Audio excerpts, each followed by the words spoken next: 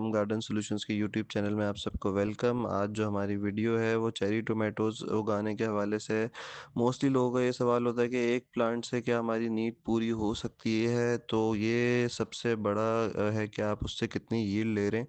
तो आज हम आपको सिखाएंगे कि आपने एक प्लांट से ज़्यादा यील्ड कैसे लेनी है। तो सबसे पहले आपने मिट्टी का मिक्सचर तैयार कर लेना है। वर्मी कंपोस्ट को आपने मिक्स करना है अपने मिट्टी के साथ। तकरीबन 40% वर्मी होनी चाहिए, 60% मिट्टी होनी चाहिए, और उसको 2 दिन तक आपने पानी देना है। 14 इंच का पॉट हमने लिया है और क्ले पॉट लिया है और वी शेप पॉट लिया है। ये ध्यान में रखना है आपने। जो चीज़ें आपको बताई जा रही हैं इन सब चीज़ों का ख्याल रखना है। ये एक हमने सीडलिंग तैयार कर ली है। सीडलिंग तैयार करने का तरीका और इसकी वीडियो आपको डिस्क्रिप्शन में लिंक मिल जाएगा। इसके ऊपर प्रॉपरली वीडियो अपलोड हुई हुई है। तो ऐसी जो आपने हेल्दी सीडलिंग्स तैयार करनी है वो किस तरीके से करनी है, जैसी हमारी सीडलिंग तैयार हुई हुई है विद लेयर्स। कौन कौन सी लेयर्स लगेंगी, क्या क्या चीज़ें इसमें डलेंगी। सीडलिंग हेल्दी तैयार सबसे ज़्यादा इसका मेजर रोल होता है प्लांट को ग्रो करने में।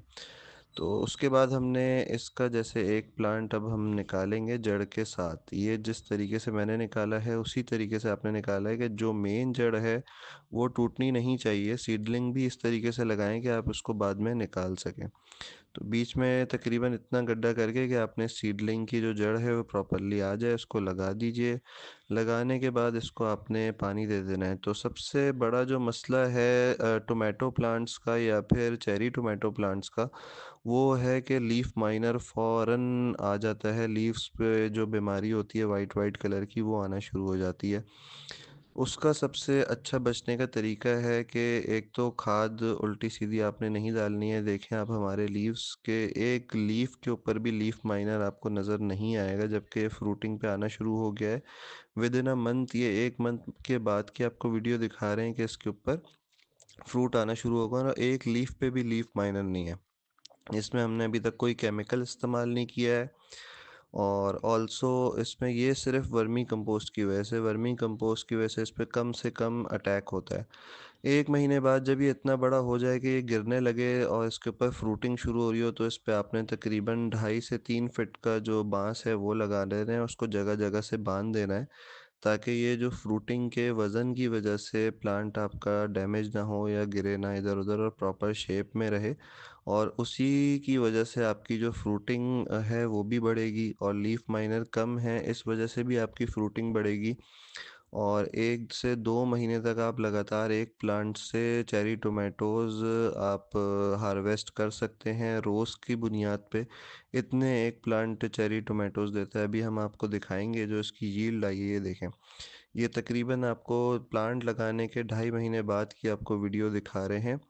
तो इसमें कम से कम अभी 100 से ऊपर चेरी टोमेटोज़ लगे हुए हैं। तो रोज़ आप 10-15 भी तोड़ते हैं तो, और ये रोज़ ग्रो भी हो रहे हैं, साथ साथ न्यू ब्रांचेस इसकी निकल रही हैं। देखें आप, अलग अलग ब्रांचेस निकल रही हैं, ऊपर की तरफ भी बढ़ रहा है और अलग अलग ब्रांचेस भी निकल रही हैं। नए नए फ्रूट भी आ रहे हैं। जहाँ से आपने फ्रूट पिक कर लिया है वो ब्रांच आपने काट देनी है, ये भी ख्याल रखना है।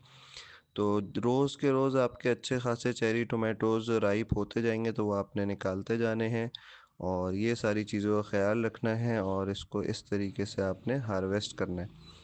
तो जो जो चीज़ें आपको छोटी छोटी बताया करें उनका ख्याल रखा करें कि पॉट साइज़ क्या रखना है, कौन सी खाद इस्तेमाल करनी है, कौन सी कंपोस्ट इस्तेमाल करनी है। लोग ये छोटी छोटी चीज़ों को फॉलो नहीं करते हैं, और इसको फुल सनलाइट में रखना सबसे बड़ी बात यह है।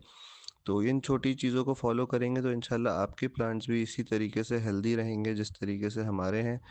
और बाकी इसके अलावा आप लोगों को बहुत सारी नई वीडियोस आने वाली हैं, तो चैनल को सब्सक्राइब लाजमी कर दें, चैनल को फॉलो करें, सब्सक्राइब करें, शेयर करें। और किचन गार्डनिंग के हवाले से तकरीबन तकरीबन भी 20+ वीडियोस और आने वाली हैं हमारे चैनल पे। तो हमारे साथ जुड़े रहें तो आके आप लोग भी सीखें। Thank you. अल्लाह हाफ़िज़।